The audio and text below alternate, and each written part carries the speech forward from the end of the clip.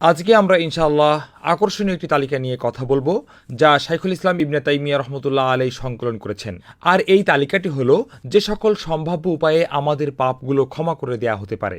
আমরা জানি সাধারণ নিয়ম হলো কুরআনে পরিষ্কার বলে দেওয়া হয়েছে, কেউ কোনো মন্দ কাজ করলে তাকে সে কাজের জন্য শাস্তি দেয়া হবে।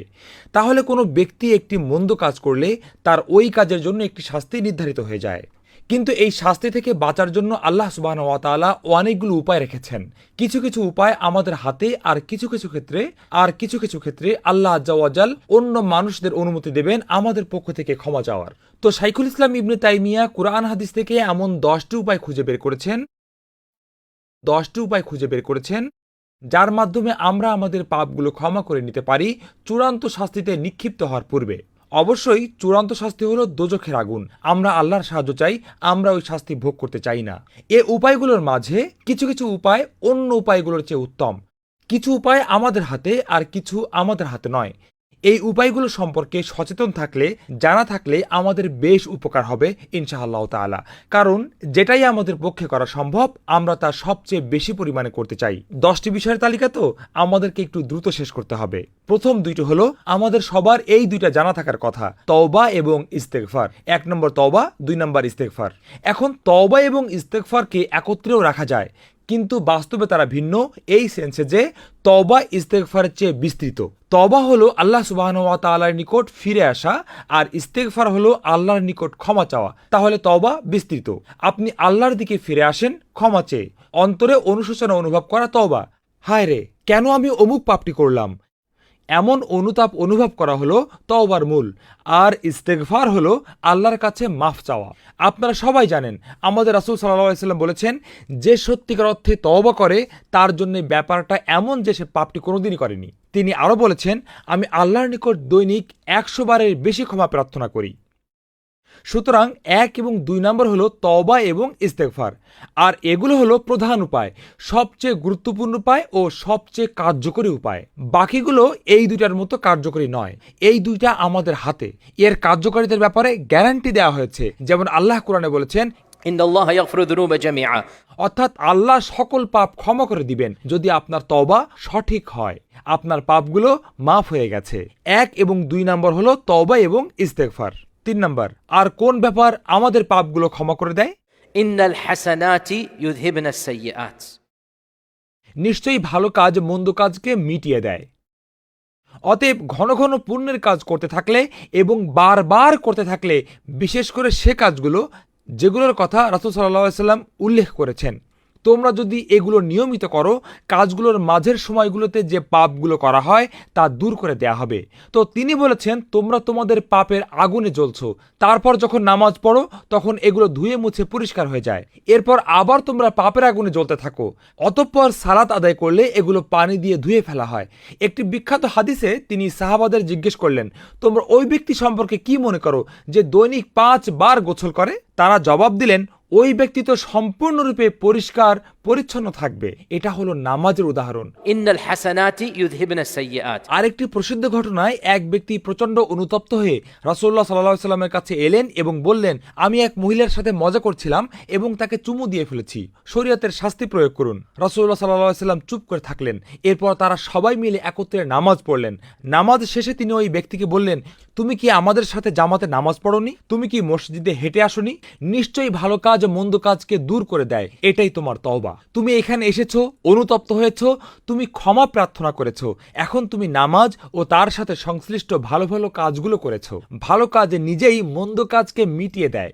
উদাহরণস্বরূপ 1 রমাদান থেকে আরেক রমাদান, এই 2 রমাদানের ভেতরে যত পাপ করা হয় তার জন্য কাফারা হয়ে যাবে। 1 হজ থেকে আরেক হজ, 1 উমরা থেকে আরেক উমরা, সকল পাপ ক্ষমা করে দিবে। এভাবে যে কোনো ভালো কাজ। তাই যখনই আমাদের দ্বারা কোনো পাপের কাজ সংগঠিত হয়ে যাবে, এরপর সাথে সাথেই কোনো একটি পুণ্যের কাজ করতে হবে। এটা ছিল তৃতীয় পয়েন্ট। 4 নম্বরটা আমাদের হাতে নেই। এটা হলো রাসূলুল্লাহ সাল্লাল্লাহু আলাইহি ওয়াসাল্লামের শাফাত তার উম্মতের জন্য এবং তার ইস্তেগফার তার উম্মতের জন্য। তিনি আল্লাহর কাছে দোয়া করবেন আল্লাহ যেন তার সমগ্র উম্মতকে ক্ষমা করে দেন। আর এটা কয়েকটা ক্যাটাগরিতে করা হবে, মনে করুন ABCD এরকম। তো তার জীবনকালে সাহাবারা সরাসরি তার কাছে যেতেন। কুরআনে এসেছে, ওয়ালাউ আন্নাহুম ইয যালামু আনফুসাহুম জাউকা ফাস্তাগফিরুল্লাহ واستغفر لهم الرسول لوجدوا الله توابا رحيما. আর যদি তারা যখন নিজেদের প্রতি জুলুম করেছিল তখন তোমার কাছে আসতো, অতঃপর আল্লাহর কাছে ক্ষমা চাইতো এবং রাসূলও তাদের জন্য ক্ষমা চাইতো, তাহলে অবশ্যই তারা আল্লাহকে তওবা কবুলকারী দয়ালু পেত। যাই হোক, আমাদের রাসূল সাল্লাল্লাহু আলাইহি ওয়াসাল্লাম বলেছেন, এই সহিহ হাদিস, আবু দাউদ এবং অন্য গ্রন্থেও এটি বর্ণিত আছে, তোমাদের আমলগুলো সোম এবং বৃহস্পতিবার আমার নিকট উপস্থাপন করা হয়। যদি ভালো পাই, আমি আমার উম্মতের জন্য আল্লাহর নিকট কৃতজ্ঞতা প্রকাশ করি, আর যদি বিপরীত পাই, আমি আল্লাহর কাছে উম্মতের জন্য ক্ষমা প্রার্থনা করি। তিনি তাহাজ্জুদের নামাজে আল্লাহর কাছে দোয়া করতেন। আর আমরাও জানি প্রতিটি নবীকে একটি বিশেষ দোয়া প্রদান করা হয়েছে, যা কবুল করা হবে বলে তাদের গ্যারান্টি দেওয়া হয়েছে। নিজের জন্য কল্যাণকর কিছু প্রার্থনা করে সেই দোয়াটি সবাই দুনিয়াতে ব্যবহার করে ফেলেছেন, কিন্তু আমাদের রাসূল সাল্লাল্লাহু আলাইহি ওয়াসাল্লাম এটি রেখে দিয়েছেন শেষ বিচারের দিনের জন্য। তিনি তার উম্মতের শাফাআতের জন্য এটি ব্যবহার করবেন। এটি 4 নম্বর উপায়। এটি হলো রাসূল সাল্লাল্লাহু আলাইহি ওয়াসাল্লামের শাফাআত, দোয়া এবং ক্ষমা প্রার্থনা তার উম্মতের জন্য।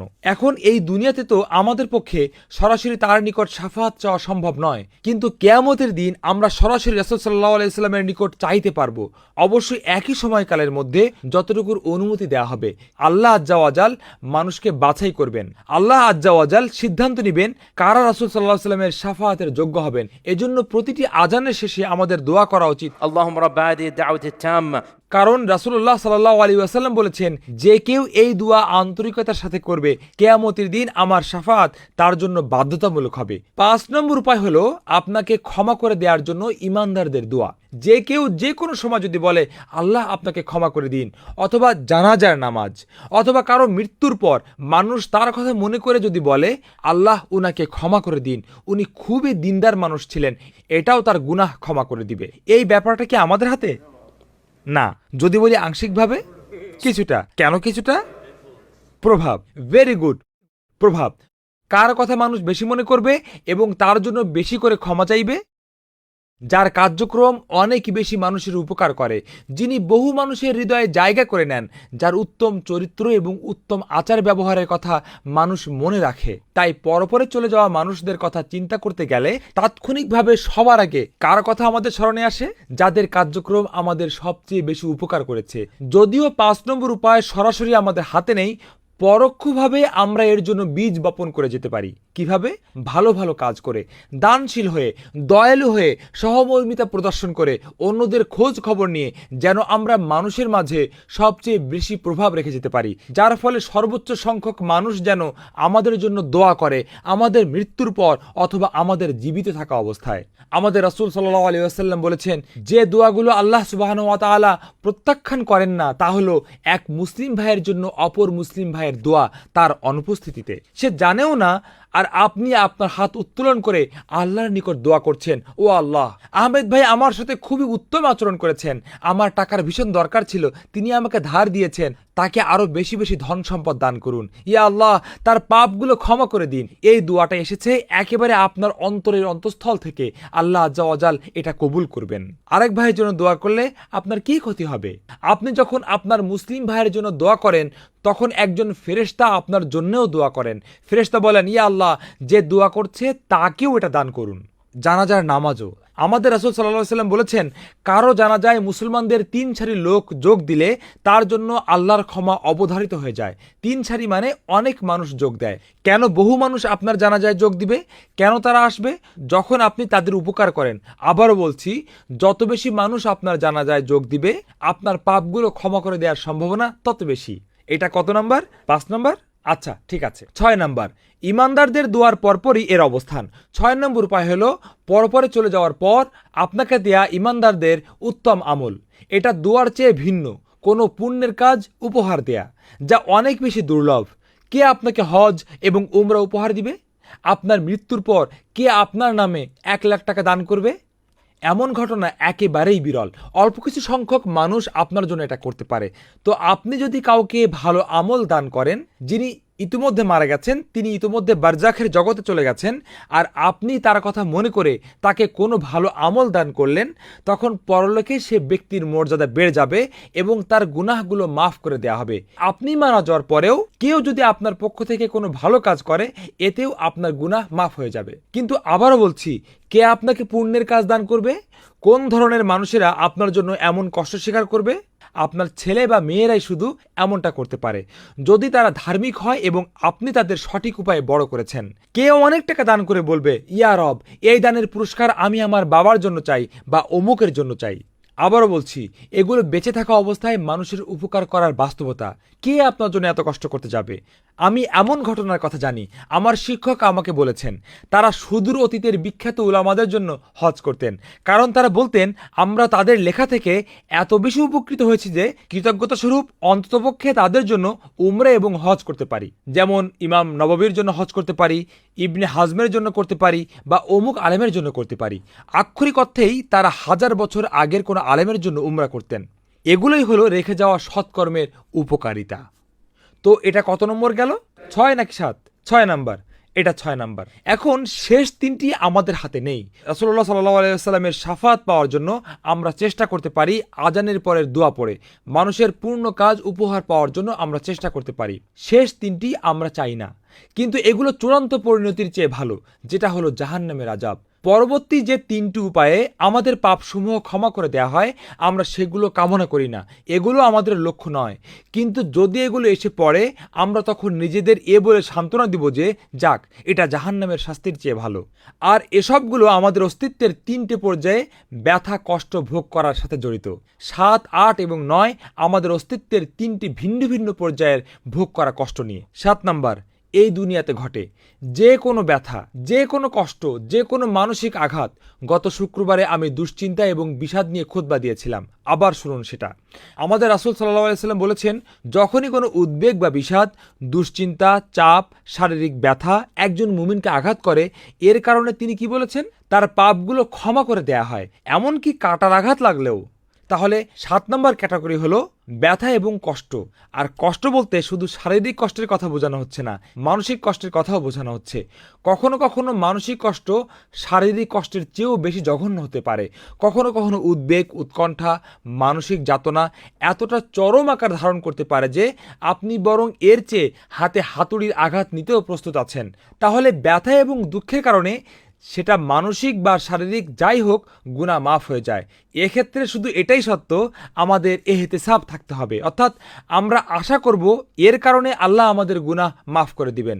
8 নম্বর হলো প্রসঙ্গত আপনার বালেগ হওয়ার পর থেকে একেবারে মৃত্যুর আগমন পর্যন্ত সময়কালটা 7 নম্বর ক্যাটাগরির অন্তর্ভুক্ত। সাকারাতুল মাউত, মৃত্যু যন্ত্রণা পর্যন্ত। এ সময়কালে যা কিছুই ঘটে, এমনকি জীবনের একেবারে শেষ মুহূর্তে যত কষ্ট এবং ব্যথা একজন ব্যক্তি অনুভব করে, এটাও দুনিয়ার জন্য কাফফারা হয়ে যায়।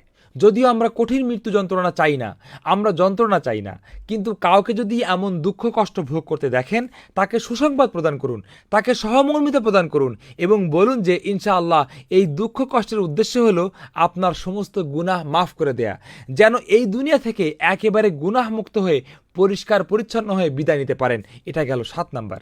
8 নাম্বার, মৃত্যুর ফেরেশতার আগমনের পর থেকে এর শুরু, আর তা হলো কবরের জিন্দেগি, মুনকার নাকির, কবরের আযাব।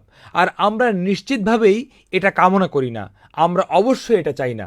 কিন্তু এমন অনেক মানুষ থাকবে যারা শাস্তি পাওয়ার যোগ্য, আর আল্লাহ তাদের প্রতি দয়া দেখিয়ে তাদেরকে শুধু কবরেই শাস্তি দিবেন, আখিরাতে আর শাস্তি দেবেন না। 7 নম্বর তো জীবনের অংশ, দুনিয়ার দুঃখ কষ্ট কিছুটা ভোগ করতে হবে, আমরা এটা কমাতে চাই। আর 8 নম্বরের একটুও আমরা চাই না, কিন্তু এটা এর বিকল্পের চেয়ে ভালো, আর বিকল্পটা হলো দোজখ। সুতরাং এমন অনেক মানুষ থাকবে মন্দ স্বভাবের মানুষ, মিথ্যুকেরা, বিবাহ ভেঙে দেয়। রাসূল সাল্লাল্লাহু আলাইহি ওয়াসাল্লাম বলেছেন, আল কাত্তাত, যে সম্পর্ক ভেঙে দেয়, খুবই খারাপ মানুষ যারা অন্যদের পেছনে বদনাম করে বেড়ায়, এদের জন্য কবরের আযাবের প্রতিশ্রুতি দেয়া হয়েছে। হয়তো সে নামাজ পড়তো, এতিমের দেখাশোনাও হয়তো করত, ইত্যাদি। আর তাই আল্লাহ তার অসীম করুণা থেকে তাকে হয়তো জাহান্নামে নিক্ষেপ করবেন না, কিন্তু সে কবরে শাস্তি ভোগ করবে। 9 নম্বরটা এমনকি 8 নম্বরের চেয়েও ভয়ঙ্কর। আর তা হলো বিচার দিবসের কষ্ট। আমরা বিচার দিবসে কোনো বড় ধরনের সমস্যায় পড়তে চাই না। এমন অনেক মানুষ থাকবে যারা শেষ বিচারের দিনে বড় ধরনের কষ্ট ভোগ করবে, প্রচণ্ড চাপ, হয়তো আরও অন্যান্য ইস্যু, যেমন হাউজে কাউসারের পানি থেকে বঞ্চিত হওয়া। আমরা এমন বঞ্চিত হওয়া থেকে আল্লাহর কাছে আশ্রয় চাই। আমি ডে অফ জাজমেন্ট সিরিজের আলোচনায় এ সম্পর্কে বিস্তারিত বলেছি। যাদের জন্য জাহান্নামের শাস্তির রায় দিয়ে দেওয়া হবে, তখন তাদের টেনে হিঁচড়ে জাহান্নামের দিকে নিয়ে যাওয়া হবে, কিন্তু একেবারে শেষ মিনিটে তাদের রক্ষা করা হবে। সেই সংখ্যা অচিন্তনীয় মানসিক চাপ। বলে দেয়া হলো তুমি জাহান্নামে যাচ্ছ এবং জাহান্নামের দিকে টেনে নিয়ে যাওয়া হবে।